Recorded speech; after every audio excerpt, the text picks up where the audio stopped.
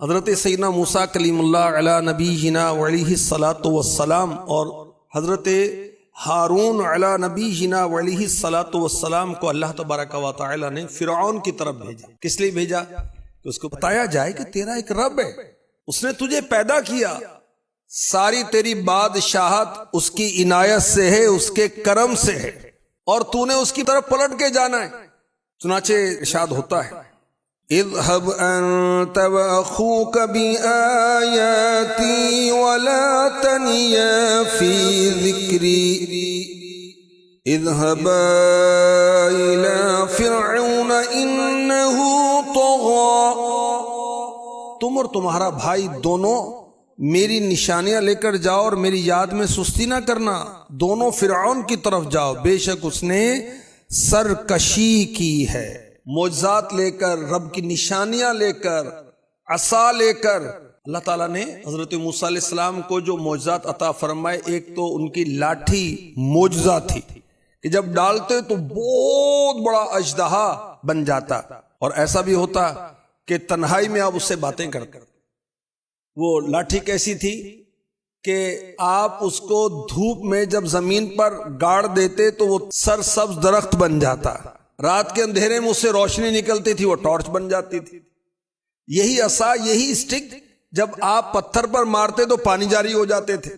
تو نشانیاں لے کر موسیٰ علیہ السلام اور آپ کے بھائی حضرت ہارون علیہ السلام کو فرعون کی طرف بھیجا جا رہا ہے، اور کیا ارشاد ہوتا ہے فَقُولَا لَهُ قَوْلًا لَيِّنًا لَعَلَّهُ يَتَذَكَّرُ أَوْ يَخْشَىٰ۔ تو تم اس سے نرم بات کہنا، اس امید پر کہ شاید وہ نصیحت قبول کر لے یا ڈر جائے، اس سے نرم بات کہنا۔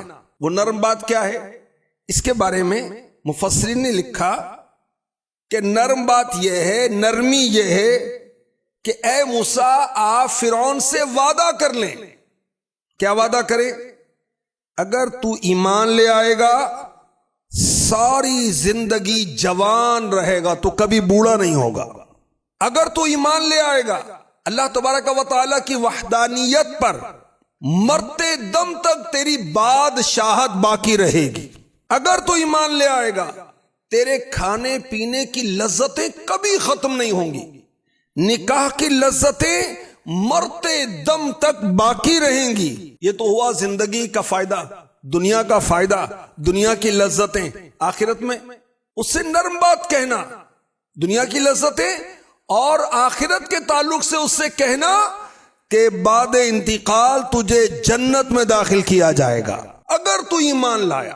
فرعون کو یہ کہنے کا رب تبارک و تعالی نے حضرت موسیٰ علیہ السلام اور حضرت ہارون علیہ السلام کو فرمایا۔ اب حضرت سیدنا موسیٰ کلیم اللہ علی نبینا وعلیہ الصلاۃ والسلام نے فرعون کو یہ بات بتائی، بڑا خوش ہوا۔ اچھا ایسی بات ہے، میں ایمان لے آؤں گا، بادشاہت باقی رہے گی، میں ایمان لے آؤں گا، مرتے دب تک میری لذتیں باقی رہیں گی، میں بوڑھا کبھی نہیں ہوں گا۔ بہت خوش ہوا۔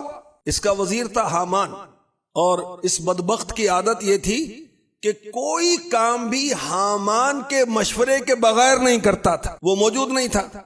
حامان آیا تو فرعون نے یہ ساری بات بتائی کہ موسیٰ علیہ السلام تشریف لائے تھے اور یہ فرما رہے تھے کہ اگر میں اللہ تبارک و تعالیٰ کی وحدانیت پر ایمان لاؤں، میری بادشاہت قائم رہے گی، میری جوانی قائم رہے گی، کھانے پینے کی لذتیں قائم رہیں گی، نکاح کی لذتیں قائم رہیں گی، اور مرنے کے بعد جنت بھی ملے گی۔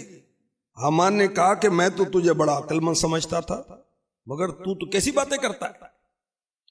تو رب ہے، استغفر اللہ، تو رب ہے، تو بندہ بنے گا، تو معبود ہے، استغفر اللہ، تو عابد بننے کی خواہش کر رہا ہے۔ اب اس سے نا ایک بات یہ بھی پتا چلی، کسی سمجھدار سے مشورہ کرنا چاہیے۔ مشورہ کرنا سنت ہے، مگر ہر ایک سے نہیں کیا جاتا، کسی تجربے کار سے مشورہ کیا جاتا ہے، بڑے بوڑھوں سے مشورہ کیا جاتا ہے، اور مشورے کے سب سے اہل لوگ کون ہیں؟ علماء، عاشق رسول علماء، ان سے مشورہ کریں، ہر ایک سے مشورہ نہیں کیا جاتا۔